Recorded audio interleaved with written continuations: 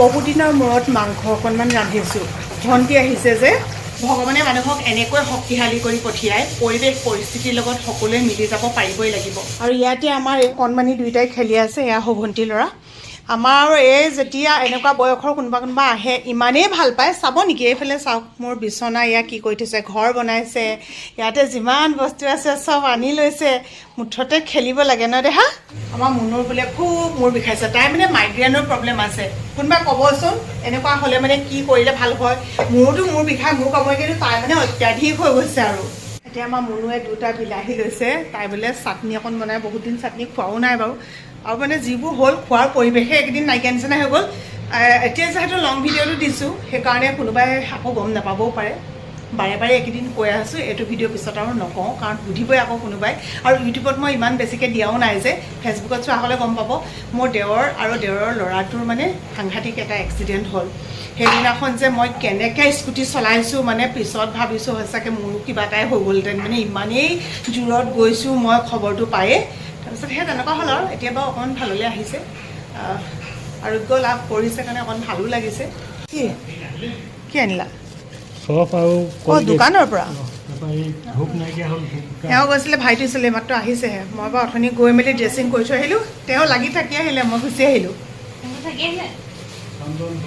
সি এটা আহিলে ন? তুমি যে চেণ্ডেলযোৰ থৈ দিছিলা, ক'ত থৈছিলা? অঁ পেহী আইতা, তোমালৈ চেণ্ডেল থৈ দিছে, বিচাৰি ফুৰিছে ক'ত গ'ল বুলি। বাহিৰত থৈ দিলে নেকি? দেউতাই নেজানি পেলাই। শুন, মই বিচাৰি দিছোঁ, ৰ'বা দেই। পেহী এটাক দিবলৈ চেণ্ডেল ক'ত থৈছিলে জানো? ক'ত থলা? কোনটো ৰুমত? আগফালে? অঁ নিপিন্ধে বোলে জান।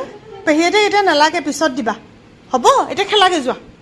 অঁ, আমাৰ সৰু ভনী ভাগৰ আগত এটা নিয়ম আছিলে দেই, মানে ভাজি চাজি বনালে তাই সৰু নহয় ঘৰখনৰ, তাই মানে প্ৰথম টেষ্ট কৰে।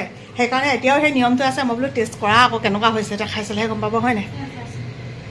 খাইছোঁ। আৰু এইফালে বনাই আছোঁ চাটনি, এইফালে বিলাহী চাটনি বনাই আছোঁ। সেই কম কমকৈ বনাইছোঁ আৰু এইখিনি হ'লেই, আৰু এইখিনিও হ'লেই আৰু এয়া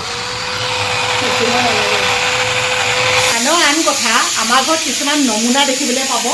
নমুনা হৈছে, চাব দেই, মই আজি জলকীয়া আনিছিলোঁ, মানে এই নেপাম বুলি পকা জলকীয়াটো আগে আনি পিনে পাকঘৰত থৈ দিছেহি, কোনোবাই খাই পেলাব বুলি। মানে পকা জলকীয়া ইমানেই ভাল পায় নহয়, কাৰোবাৰ ঘৰলৈ গ'লে মানে পকা পকা জলকীয়া খুৱাব দেই, বেলেগ খুৱাব বা নোখুৱাওক। আৰু আমাৰ চেংনাঙৰ কাৰণে এখন থালি আনিছিলোঁ, ইমানেই এতিয়া ভাল পায় নহয়। সেইদিনাখন কমেণ্টত এগৰাকীয়ে কৈছে যে কাঁহৰ কাঁহীত খুৱাব, ষ্টীলৰ কাঁহীত নোখুৱাব। আচলতে এই ধাৰণাটো মানে আমাৰ মানুহৰ মনত এতিয়াও সোমাই আছে যে ষ্টীলৰ কাঁহীত খুৱাব নালাগে। আপুনি এটা কাম কৰিব, নেটত মাৰি চাব, যিহেতু মইনো কি ক'ম আৰু বেলেগে। কাঁহৰ কাঁহীটো আপুনি খোৱালে যিটো হ'ব, ষ্টীলৰ কাঁহীটো সেই একেটাই পাব। আৰু এটা কথা, এনেকুৱা যে তিনিটা চাৰিটা ভাগ আছে, মানে এইবোৰ দেখিলে ল'ৰা ছোৱালীবিলাক খাবলৈ বিচাৰে। এইকেইদিন দিছোঁ যে এনেকৈ ভাগ কৰি ভাজি দিছোঁ, কিবা দিছোঁ, এখনত দাইল দিছোঁ, মানে এনেকৈ খাবলৈ ভাল পাইছে। নহ'লে মানে তাই খাবলৈ সৃষ্টি কৰে, মন নকৰে। এতিয়া আমি ভাত বাঢ়োঁ, সময় হৈ গ'ল আৰু। অঁ এতিয়া মই মাতিছোঁ নহয়, তুমি খাইছা? তুমি এতিয়া যে মোক গুৰুত্ব নাই দিয়া আকৌ। আজিকালি কিমান কথা কৈছোঁ নহয়, আইতাই বোলে মোক নমতাকৈ পাৰ হৈ গৈছে বোলে। এই মোৰ কাপোৰ চাবা নি? মই যে ৰান্ধি বাঢ়ি খুৱাইছোঁ, এয়া প্ৰমাণ লৈ আছোঁ, দেখিছে নাই? এইফালে চাদৰ, নহ'লে মানে মানুহে কৈ দিব ন নাই ৰন্ধা বুলি। মানে আপুনি প্ৰমাণ দেখিছা নাই? ৰান্ধি যে খুৱাইছোঁ, এয়া ভাত খাই উঠিয়ে এইকেইজনে আকৌ খেলাত লাগিলে। সেইফালে আমাৰ মুনু আজি খাওঁতে অকণমান দেৰি হ'ল, কণমানিজনী খুৱালে। কাহিনীটো মানে হৈছে কি কৈ দিছোঁ, মনে ক'ব লাগিব। আমি মানে চেংনাঙক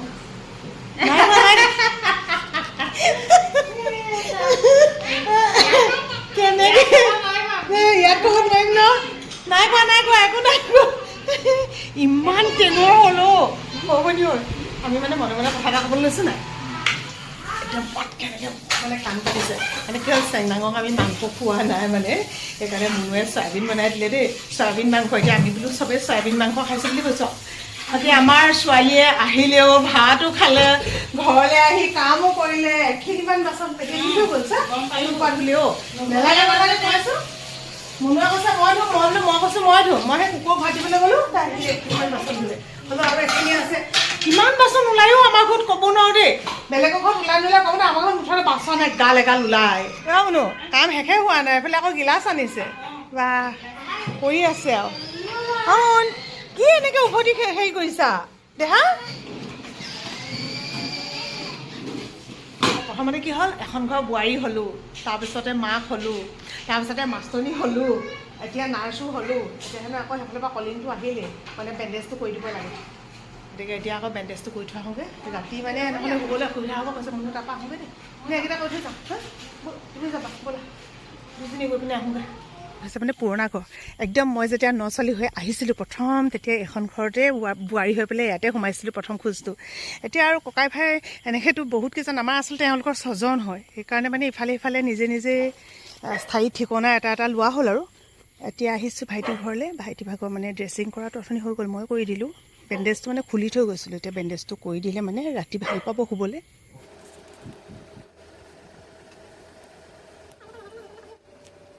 নিজৰ ল'ৰা ডাঙৰ কৰিলোঁ এতিয়া এইবোৰ ডাঙৰ কৰিছোঁ এতিয়া আকৌ এই কি ডাঙৰ কৰিব লাগে দুয়োজনী খুৱাব লাগে আমাৰ মিমি পোৱালি এটা আছে মাকজনী মৰি থাকিলে আকৌ এক্সিডেণ্টত আমাৰ অকল এক্সিডেণ্টেই হৈ আছে আৰু সেই একদম মানে গাড়ী মূৰৰ ওপৰত দি গ'লগৈ এতিয়াতো সেই মিমি পোৱালিটো ডাঙৰ কৰিব লাগিব এতিয়া এটা ভাল লাগিছে আৰু ইমানখিনিয়ে ডাঙৰ হৈছেগৈ এতিয়া অকণমান গোটা আহাৰ খাইছে মানে খোৱালোঁ গোটা আহাৰ হ'লেও আকৌ দুজনীটো খুৱাবই লাগিব আৰু কি আনিছোঁ জানেনে দেখুৱাম দেই চাব এইটো দেখিছেনে একদম ডাইৰেক্ট মেকুৰীৰ কাৰণেই বনোৱা এইটো খুৱাইছোঁ এতিয়া গাখীৰ তাৰ পাছতে আৰু খুৱাইছোঁ গোটা আহাৰ মানে কি আৰু এনেকুৱাকৈ এইটো ইয়াত আহে এনেকুৱা 5টা পেকেট কি কৰিছা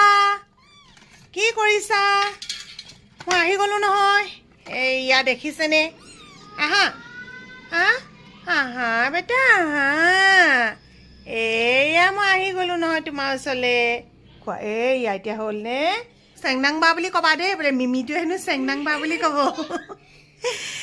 চেংনাংবা দেই চেংনাংবা দেখিলানে অস্থূল আপুনি মানে এনেকুৱা হয় মনটোত দুখ এটা কৰি থাকিবলৈও সময় নাপাওঁ কৰ্তব্যখিনি কৰিবই লাগিব ইফালে এইকেইটা যি হুলস্থুল যি উৎপাত সৰু ল'ৰা ছোৱালীয়ে একো বুজি নাপায় সেই দেখাকণহে সিহঁতি যি অনুভৱ কৰিলে সেই অকণমান আঁতৰি আহিলে নহয় সিহঁতি পাহৰিয়ে থাকে সকলোৱে আশীৰ্বাদ কৰিব যাতে সোনকালে ভাল হয় মানুহৰ কেতিয়াবা কি হয় কোনেও নাজানে কাৰ জীৱনত কি লিখা আছে কোনেও নাজানে সেইকাৰণে কৈছোঁ আৰু জীৱনটোত আচলতে আমি কি পাইছোঁ কি নাপাইছোঁ তাৰ হিচাপবিলাক যদি কৰিবলৈ যাওঁ কেতিয়াবা এখন বৰ দীঘলীয়া যেন উপন্যাস হ'ব মানে ভাবিবই নোৱাৰি আপুনি চাবচোন আজিৰ দিনটোত কি হৈছে আমি ভাবিছোঁ অদূৰ ভৱিষ্যতলৈকে ঢেৰ কল্পনা কৰিলোঁ ঢেৰ ভাবিলোঁ কিন্তু হঠাতে বা কাইলৈ কি হয় সেয়াও একো কোনেও নাজানে সকলো আচলতে ভগৱানৰ ওপৰত এতিয়া বাৰু ইমানখিনি কথা কৈ নাথাকোঁ আৰু যিহেতু মানে বহুত বেছি ভাগৰ লাগিছে এতিয়া ভিডিঅ' এডিটিং কৰিম লাষ্টত মোৰ সেইটোৱে কাম থাকে কিন্তু তাৰ আগতে কি কৰিব লাগিব ভণ্টি বিচনাখন কৰি দিওঁ তাইও বহুত বেছি ভাগৰ লাগিছে কাৰণ দিনটো মানে বহুতখিনি